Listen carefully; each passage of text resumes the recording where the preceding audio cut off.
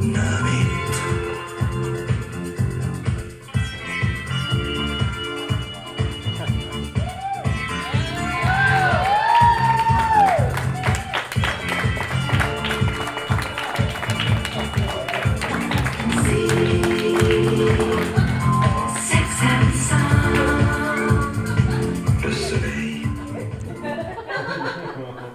afternoon.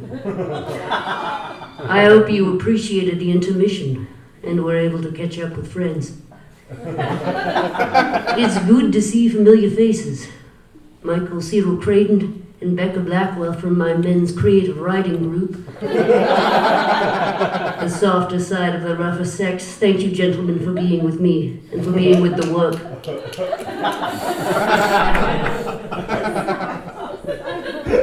That's right, Ms. Markey, the softer side of it. Unfortunately, I must announce that my co-host and friend Sandy Katz cannot be with us tonight. A handful of days ago, I presented her with a bunch of peonies, and she had an allergic reaction, which she is still battling, according to my voicemail. So I must go it alone. I am not a comedian, but a poet, and Karen thought it would be good if I got out of the house. So here I am this afternoon. I said, Karen, what am I to do? She said, make something up, Joe. So I brought my poems. And I'd like to dedicate the selections I wish to share with you. Larissa Huziak. Several months back, I had a biopsy on my right testicle, and she held me into the wee hours of morning. I am fine. These poems are from my collection. I didn't have sex with my XXX. The first poem is called Friday Night. It was a Friday night, and the cable was on. I was stretched in a downward dog pose, dreaming of your lotus blossom, round and happy as a Buddha, pink like cherry blossoms in the spring. My kimono was open. Myself was loose and dangling in the cool breeze of the fan. I moved to stand, and the computer screen told me you were online, but you were not on time. I contemplated a G-chat, but it was not your G-spot.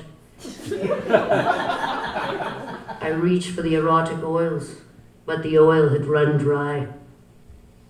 I should have gone to my cooking class. I prepared an instant noodle dish instead. Gluten slick in my mouth. I poured the red wine down my hearty gullet. I did. And I made a special interest Netflix selection. It was a Friday night.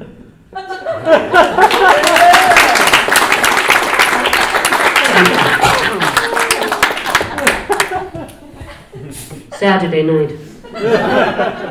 It was a Saturday night. Takeout containers scattered across the coffee table.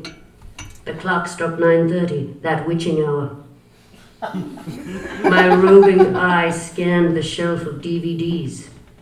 I heard a key in the lock, and a strange woman called roommate entered.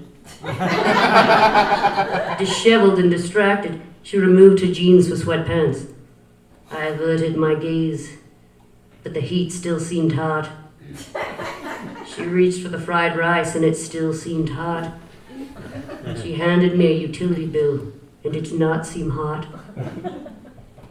I wondered if the brief connection aroused her, for she could not meet my fiery look.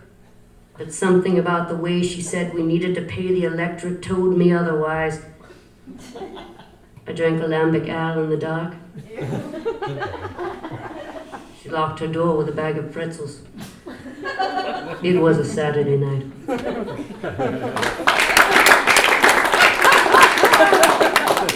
I'll share one more poem. Tuesday morning. It was a Tuesday morning. and I was basking in the rays of the sun. The thickness of my chest hair damp with sweat. My boxer briefs balled on the floor. I saw 2 empty bottles of SoCo next to the box of red wine. I knew I had indulged. My Dionysian pleasures bringing the double vision now. Suddenly the roommate stood over me, waving the silken drawers like a banner she had always wished to parade. Tempted by obvious desire, she told me to dress and remove myself from the couch. Where did Monday go?